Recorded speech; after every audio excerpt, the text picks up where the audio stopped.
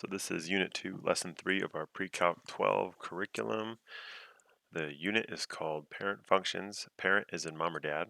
The function, or the lesson 3 is called Transforming Graphs of Absolute Value Functions. What we're going to learn in this lesson is how to translate, stretch, and reflect absolute value functions. So, yeah. All right, but real quickly, translate, stretch, and reflect. Let's talk about those three words. Translate means you're not changing the shape, you're just moving the shape. So can I translate the shape of the function up, down, left, right? Stretch means you're either stretching or compressing. So imagine you grab the graph and you just pull the bottom and the top. It will stretch the graph up and make it seem more vertical, or you can, again, top to bottom, smush the graph and make it seem more flat like a pancake. Reflecting a function, for example, reflecting over the x or y axis, will be like a mirror image of the function. So if we're talking about translations, we can add or subtract to the input, as in the adding and subtracting inside the absolute value function, or we could do addition or subtraction outside of the function, onto the function. So it'd be the absolute value of x, and then outside of the absolute value symbols, there'd be a plus or minus sign. If the plus or minus is inside the absolute value, it's going to be a horizontal translation, which means it's going to shift left and right. If it's a plus or minus outside of the absolute value, it's going to be a vertical translation, so the function will move up or down. Here's what this looks like. So if we have f of x is the absolute value of x, here's our base parent function of the absolute value.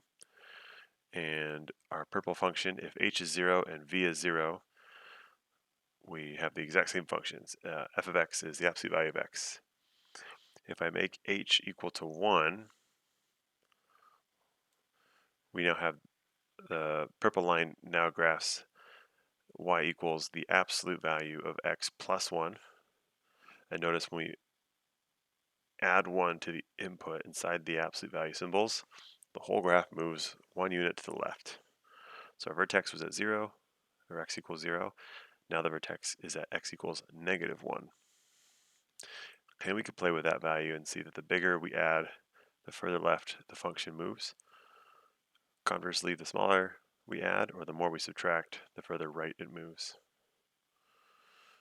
Now, if we go back to 0 and we add or subtract outside of the absolute value, it's going to be a vertical translation. So if we add to this, it's going to move the whole graph up.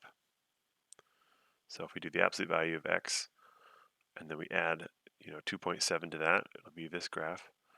Or if we subtract 3.1, it'll be this graph. So subtracting moves the whole graph of the parent function down by however much v is. Okay, so then talking about stretching the function. So if we multiply x by some number, any real number, we'll call m. What that does is it stretches the input, it's multiplying the input, which will ultimately affect the slope of the graph by a factor of the absolute value of m. So half of the graph will have a slope of m, the other half of the graph will have a slope of negative m. So if we say the absolute value of m is the slope of our new absolute value function, that covers the positive and negative slopes in one nice clean way. So what that looks like on a graph, if let's see here, the red dashed line is our parent function, absolute value of x. And now if m equals 1, our graph is the exact same. And if m equals 2, that means the slope of our lines are 2 and negative 2, or the absolute value of 2. So to the right, we see as this purple line goes up, it goes up 2 units and right 1. And so we have a slope of positive 2 on the right. On the left, it goes down 2, right 1, down 2, right 1. So we have a slope of negative 2 on the left. And the bigger we make m, the steeper that line gets, because the bigger the slope, the steeper the line. if the line's between 0 and 1, we get kind of a flatter line until we hit -1 or -0, or sorry, 0 to -1. We get that same flat line. And then once we get below -1, come on, computer, you can do it. Below -1, we see we have a steep slope again. So how about if we multiply the function by some number, and we'll call that number r. What we're doing is we're putting a number outside of the absolute value symbol in our equation, and it's also going to stretch the output. It's going to stretch the output of the function, which is also going to affect the slope of the graph by a factor of absolute value of r. And so if we look at, if we compare this to the m value, we multiply inside the absolute value function. R and m both change the slope. So if you have a r value and an m value that are both greater than 1, they would be multiplying them to find the actual slope of the line. Also, because r is outside of the absolute value, when you take the absolute value of the function, if r is negative, it's going to keep the graph negative. And that will result in the graph of the absolute value function to reflect over the x-axis. So let's take a look at what that looks like. So if I see, first of all, we have our parent function is the red dashed line. Here's our purple graph. And if r is 1 and m is 1, then we're multiplying by 1. It's going to be the same as our parent function. If I make m equal to 2, it gives us a slope of 2. If I make r equals 2, also gives us a slope of 2. But if I make m and r both 2, notice our graph of our line is even steeper. It's up 4 and right 1. And so m times r becomes our slope. Also, one difference is between m and r. If m is negative, nothing changes. But if r is negative, what happens is we have the same shape, but it's reflected over the x-axis. Kind of like if the x-axis was the surface of a pond and you were to stare down into the pond, you'd see your reflection just kind of flipped. So we can see we have the same shape, just reflected over the x-axis if r is negative. And if I do this really fast, it looks like a bird flying.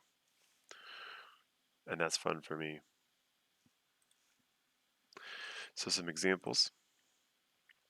If I were to find the graph of f when f of x equals 1/2 times the absolute value of x minus 2 plus 3, I can identify really quickly what's my r, what's my m, what's my h, and what's my v. My r is 1/2. My m, because it's just x, my m is 1. My h is -2. And my v is plus 3. So I can make those changes here. Let's see here. So h is -2. And notice that's a horizontal translation to the right 2 units. My v is plus 3. So vertical translation up 3 units. My r is 1/2. So that's going to flatten the graph. And my m is 1. So here's the graph of that function right there in purple. Notice the vertex is the 0.23, which we can read as graph of our equation. All right, now the next one, we know, I don't have it written on the top anymore, but we know our r value is going to be -1. So that's going to reflect the graph over the x-axis. Our m value is 2. So that's going to stretch our graph and change the slope to be it's going to multiply the slope by 2. We have no horizontal translation, so h is going to stay 0. But we have a vertical translation because v is -3. So our graph is going to shift 3 down. And there it is. One more. There's no number in front, so r is 1. M is -1. Ooh. H is positive 1, which is a horizontal translation to the right. All right, there's that one. Takeaways.